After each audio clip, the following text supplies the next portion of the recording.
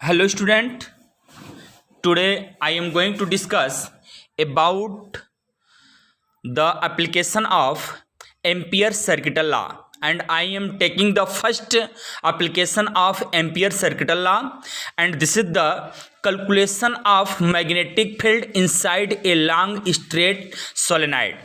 तो किसी long straight solenoid के सेंटर पर उसके भीतर हमें मैग्नेटिक फील्ड का कैलकुलेशन करना है। सोलेनॉइड होता क्या है? एक्चुअली किसी हम सिलेंड्रिकल कोई कबोर्ड हो या वुडन ब्लॉक हो, सिलेंड्रिकल शेप का हो, उसके ऊपर अगर हम कापर की मोटी मोटी वायर को एक दूसरे के क्लोज रख करके अगर हम वाउंड कर दें, लपेट दें, तो ये व्यवस्था हमारे पास जो बन करके तैयार होती है, इसे हम सोलेनॉइड कहते हैं। इस सोलेनॉइड में हम करंट फ्लो कराते हैं और इसके कारण इसके चारों ओर हमारे पास मैग्नेटिक फील्ड इंड्यूस हो जाती है। मैग्नेटिक फील्ड सोलेनॉइड के अंदर यूनिफॉर्म होती है, जबकि साइड पर थोड़ी सी कर्व शेप की होती है, लेकिन अगर जो इनके टर्म जो लपेटे गए हैं ये अगर पास पास हैं तो inside the solenoid magnetic field are uniform. इस मैग्नेटिक फील्ड की कितनी वैल्यू होगी, इसे हमें आज कैलकुलेशन करना है, इसे हमें आज कैलकुलेट करना है। जैसे हम इस सोलेनॉइड के एक्सिस से दूर जाते हैं तो दूर धीरे धीरे इसके कंपेयर में inside the solenoid magnetic field आपकी हाई होती है, जबकि outside of solenoid magnetic field is less than compare to inside. इससे ज़्यादा दूर पर अगर हम बात करते हैं तो ज़्यादा दूरी पर जब हम बात करेंगे तो यहाँ पर मैग्नेटिक फील्ड की वैल्यू लगभग वो 0 हो जाती है। तो सोलेनॉइड है क्या? तो solenoid is and insulated wire, copper wire wound closely in the form of A helix. Helix के फॉर्म में हम बाउंड कर देते हैं। ये व्यवस्था जो होती है वो सोलेनॉइड होता है। इट्स लेंथ इज, ये बहुत इंटरेस्टेड बात है, its length is very large as compare to its diameter. तो डायमीटर के कंपेयर में इसकी जो लेंथ होती है वो लार्ज रखी जाती है। जी स्टूडेंट, तो हमें इस सोलेनॉइड के भीतर हमें कहीं पर मैग्नेटिक फील्ड का कैलकुलेशन करना है। तो आइए हम मान लिए हैं, ये आपको दिखाए हैं कि ये सोलेनॉइड है, ये आपका एक कॉपर की मोटी मोटी वायर है जो कि किसी इंसुलेटेड, इसके ऊपर इंसुलेटेड एक परत चढ़ी हुई है और किसी इंसुलेटेड सिलेंडर के ऊपर हम लपेट करके इसको बनाते हैं। इन वायर के बीच का सेपरेशन यहाँ तो ज़्यादा दूर दिख रहा है, बट प्रैक्टिकली ये बहुत क्लोज होते हैं, that are very close to each other. इनमें कोई गैप नहीं होती है और इस वायर के ऊपर भी एक इंसुलेटेड लेप होती है, इंसुलेटेड कोट होती है। या तो प्लास्टिक का हम लगा देते हैं या कोई हम पेंट लगा करके हम बना लेते हैं, लेकिन वो इंसुलेटेड होता है। दो वायर एक दूसरे के क्लोज होते हुए भी करंट एक दूसरे में शॉर्ट नहीं करती है। अब हम चलते हैं स्टूडेंट, ये मान लेते हैं कि जो इसमें करंट की व्यवस्था है हमारे पास, वो इस सोलेनॉइड के एक साइड अपवर्ड डायरेक्शन में निकल रही है और एक साइड इन डायरेक्शन में जा रही है। जैसे आप देखें कि करंट यहां से ऊपर निकल रही है, कुछ इस टाइप का सोलेनॉइड है आपके पास, ऐसे आप ऐसे समझ सकते हैं, ऐसे।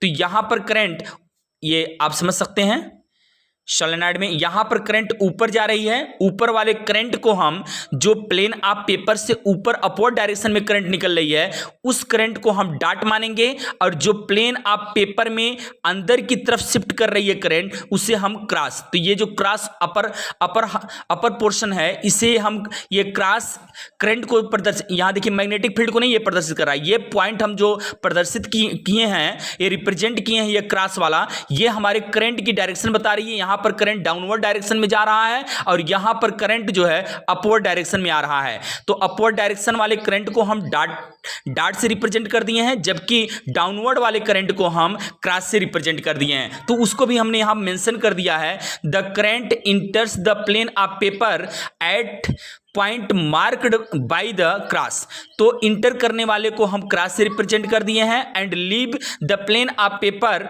Eight point marked by dot, और जहां पर लीव प्लेन ऑफ पेपर को छोड़ती है, बाहर निकलती है, वहां हम डॉट से रिप्रेजेंट कर दिए हैं। थोड़ा सा हमने एक और भी एज्यूमशन किया, let number of term per unit length, यानी number of term per unit length ये मान लेते हैं हमारे पास कितनी है, ये n है, यानी सोलेनॉइड के पर यूनिट लेंथ में number of term per unit length of the solenoid is how much, n। The number of term in L length, हमने ये मान लिया कि यहां से यहां तक कोई हमारे पास लेंथ आर्बिट्रली हमने लिया है, और इस यल लेंथ में कितने नंबर ऑफ टर्म होंगे, जब यूनिट लेंथ में नंबर ऑफ टर्म आपके n है, तो इसका मतलब यल लेंथ में नंबर ऑफ टर्म हमारे पास कितने हो जाएंगे, nl। Let I be the current flow through in each turn of the solenoid, प्रत्येक टर्म में बहने वाली जो करंट है वह I है, डेट इज द I। और हमारे पास टोटल नंबर ऑफ टर्म कितने हैं यल में, तो हमारे पास वो NL हमने निकाला है, तो NL नंबर ऑफ टर्म हुए, यल लंबाई में NL नंबर ऑफ टर्म है, और एक टर्म में बहने वाली जो करंट है वो I है। इसलिए अगर हम पूछें total current flow throw this close, हमने एक चूंकि एम्पियर सर्किटल लॉ का उपयोग करना है, तो हम एम्पियर सर्किटल लॉ में एक हम क्लोज पाथ बनाते हैं। हमने यहाँ एक क्लोज पाथ भी लिया है, देखिएगा ABCD, तो हमने ABCD एक क्लोज पाथ लिया है, जिसका AB जो साइड है वो यल के इक्वल है। वही हमने कहा कि यूनिट लेंथ में n टर्म है, तो यल लेंथ में NL टर्म है, वन लेंथ में ईच लेंथ में फ्लो होने वाली करंट I है, तो इसलिए टोटल इस लेंथ के अंदर आने वाले जो टोटल नंबर ऑफ टर्म में जो टोटल करंट फ्लो होगी वो हो जाएगा हमारे पास NIL। इसको इक्वेशन नंबर 1 कह देंगे। अब चूंकि हमें एम्पियर सर्किटल लॉ से प्रूफ करना है या उसको कैलकुलेट करना है कि इनसाइड मैग्नेटिक फील्ड कितनी है, तो हम क्या करते हैं, एम्पियर सर्किटल लॉ लगाते समय हम एक क्लोज पाथ का निर्माण करते हैं। हमारे पास क्लोज पाथ ABCD हो गया। अब देखिए ABCD कुछ इसके एक्सिस के अलांग है और ये एक्सिस के परपेंडिकुलर है, और आपका जरा देखें कि ये जो इनके सोलेनॉइड के जो टर्म हैं कुछ ऐसे इस टाइप के हैं, तो करंट ऐसे जा रही है या तो करंट अपवर्ड डायरेक्शन में निकल रही है, करंट या तो अपवर्ड डायरेक्शन में जा रही है तो इनवर्ड डायरेक्शन में जा रही है, ऐसे जस्ट। अब यहां पर जब आप डीएल लेंगे, देखिएगा जरा आप, हाँ, इस लेंथ पर जब आप डीएल लेंगे, यहाँ वाले पर ये लेंथ आप जब डीएल लेंगे, अच्छा पहले आप ये देख लें जरा, according to Ampere circuital law हमारे पास फार्मूले होते हैं, close integral B vector dot DL vector equal to हो जाता है mu naught times of total current bounded by the loop या बाउंडेड बाय द पाथ, और बाउंडेड बाय द पाथ हमारे पास क्या है, ABCD। तो ABCD के द्वारा बाउंड होने वाली कुल करंट, जबकि कुल करंट की वैल्यू हमने निकाला है कि वो NIL है, तो जहां पर हमें टोटल करंट, ये टोटल करंट की जरूरत पड़ेगी, वहां हम NIL का यूज कर सकते हैं। अब जरा देखिए हमारे पास ये close integral B vector dot DL vector है। अगर हम close integral B vector dot DL vector, close integral ये पूरे पर है, पूरे पर वर्क कर रहा है, अगर पूरे पर अगर हम ब्रेक कर दें तो हमारे पास हो जाएगा, पहले हमारे पास क्या हो जाएगा, एक साइड इसमें इस पूरे पाथ का एक साइड हमारा AB है, दूसरा BC है, तीसरा CD है, और उसके बाद DA है। तो हमारे पास जो क्लोज है, पूरे ये क्लोज को हम 1 पर ऑपरेट कर दें तो ये हो जाएगा, पहले AB पर हम ऑपरेट करेंगे, तो क्लोज इंटीग्रल को जब हटाएंगे तो लाइन इंटीग्रल में हम कन्वर्ट करेंगे, और ये हो जाएगा line integral A to B B vector dot DL vector plus line integral B to C B vector dot DL vector B to C इस वाले साइड में। सिमिलरली आपका इस वाले साइड में जब चलेंगे हम तो C to D B vector dot DL vector, और ऐसे ही D to A B vector dot DL vector. इसको हम इक्वेशन नंबर 3 मान लेते हैं। इसके ऊपर वाला जो आपका एम्पियर सर्किटल लॉ है इक्वेशन नंबर हम 2 मान लेते हैं। अब हमारे पास क्या है, एक को हम कैलकुलेट करते हैं। पहले हम A टू B पर चलते हैं। या B2C पर, जिस पर चले आप B2C पर हमने लिया है, B2C पर B vector dot DL vector, हम A vector dot B vector के फार्मूले से इसको ब्रेक कर दें तो ये हो जाता है AB cos theta, AB cos theta, और यहाँ B वेक्टर और DL वेक्टर के बीच का एंगल दिखा जाता है, एंगल देखा जाएगा। और यहाँ पर हम एंगल, अब देखें आप जरा B2C ये है आपकी DL ऐसे ही होगी, जस्ट ऐसे है जैसे हम पेंसिल रख रहे हैं, इसके एलांग आपका DL वेक्टर है, और ये ऐसे है, ऐसे करंट। तो जब हम ये वो लगाएंगे मैग्नेटिक फील्ड जब निकालेंगे तो मैग्नेटिक फील्ड, ये राइट हैंड थंब रूल को जब इस्तेमाल करेंगे आप तो मैग्नेटिक फील्ड कुछ इसके परपेंडिकुलर होगी, ऐसे परपेंडिकुलर। तो डेट मीन्स हमारे पास क्या हो जाएगा, DL वेक्टर और B वेक्टर के बीच का जो एंगल होगा वो 90 डिग्री होगा। सो हम कह सकते हैं कि B vector DL vector cos 90, और cos 90 की वैल्यू होती है 0 से मल्टीप्लाई किया जाएगा तो इस पूरे इंटीग्रल, इस लाइन इंटीग्रल की जो वैल्यू हो जाएगी वो हमारे पास 0 होगी। हमने दिखा दिया है B vector dot DL vector equal to how much each perpendicular to each other. Similarly हम A टू B में निकालें, D टू ए में ये वाली साइड हो गई हमारी, इस वाली साइड में अगर हम चलते हैं तो D टू ए में जब कैलकुलेट करेंगे तो फिर हमारे पास हो जाएगा उसी से D to A line integral D to A B vector dot DL vector is equal to D to A B DL cos 90 की वैल्यू फर्दर हमारे पास चूंकि परपेंडिकुलर हुई होगा तो 0 होगा, और फिर हम cos 90 की वैल्यू 0 से मल्टीप्लाई करेंगे तो 0 ही मिलेगा। डेट मीन्स ये दोनों क्वांटिटी, ये और ये दोनों ये क्वांटिटी, दोनों क्वांटिटी हमारी क्या हो गई, 0 हो चुकी है। फर्दर स्टूडेंट हम C टू D में चलेंगे।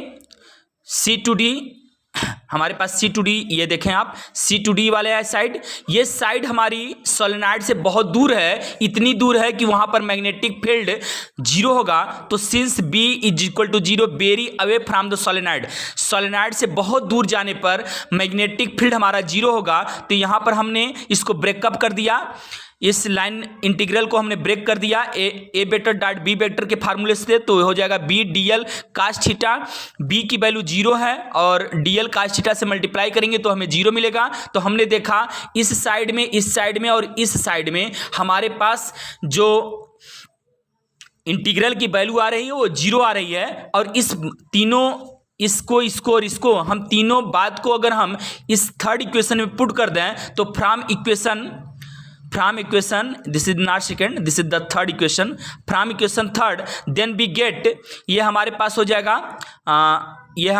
जाएगा, देखिए close integral B vector dot DL vector, close integral B vector dot DL vector, ये A to B line integral A to B vector dot DL vector plus ये तीनों quantity हमारे पास 0 हो चुकी हैं। तो हमने तीनों के जगह पर हमने 0 पुट कर दिया, A to B DL cos theta हमारे पास हो जाएगा। अब हम जरा B DL cos थीटा को देखें कि अब हमें अंदर की बात करेंगे। अंदर हमने देखा जो मैग्नेटिक फील्ड है वो ऐसे है और हमारे पास DL भी ऐसे है, तो फील्ड और DL के बीच का जो एंगल है वो 0 है। तो यहां पर हम कहेंगे A to B DL cos 0, यही चीज हमारे पास, इसको हमने सिंप्लीफाई किया, इस बात को हम सिंप्लीफाई कर रहे हैं तो cos थीटा की वैल्यू हो जाएगी 0। तो ये A to B line integral A to B DL cos 0, तो यहाँ से हो जाएगा A to B DL cos 0 की वैल्यू 1 हो जाती है। फिर हो जाएगा B, हम क्या करेंगे इंटीग्रल से बाहर करेंगे, चूंकि चेंज हमारा यल में है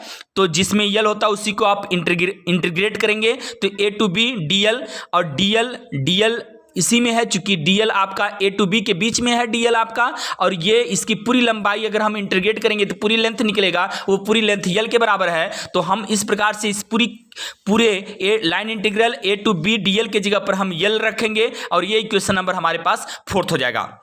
देन आप कह सकते हैं पहले से भी हम क्लोज इंटीग्रल B DL की जो वैल्यू निकाले हैं वो BL निकाले हैं। अब हम इक्वेशन नंबर सेकंड से हम बात कर रहे हैं। सेकंड हमारे पास ये है, हम इसके जगह पर, ये पूरी जगह पर हम फ्रॉम सेकंड, ये हो जाएगा, आप ये देखें close integral B DL B vector dot D L vector is equal to mu naught times of total current. Total current हमारे पास हमने पहले भी निकाला है कि जो टोटल करंट हमारे पास बनी हुई है वो ये है एन आई एल है, तो हम यहाँ पर total current N I L रख दिए हैं और म्यू नॉट जीरो हो गया हमारे पास। और B close integral B D L की जो वैल्यू हमने कैलकुलेट किया है वो बी एल के बराबर है, यहाँ से हमने इसको बी एल कर दिया और यहाँ mu naught times of n I L हो गया। L is cancel from L, then we are getting here B की वैल्यू हो जाएगा n times of mu naught zero I. तो this is the expression for magnetic field inside the solenoid. तो solenoid के inside magnetic field का expression ये हमारे पास आया। ये अंदर हमने मैग्नेटिक फील्ड को कैलकुलेट किया है। Thank you so much.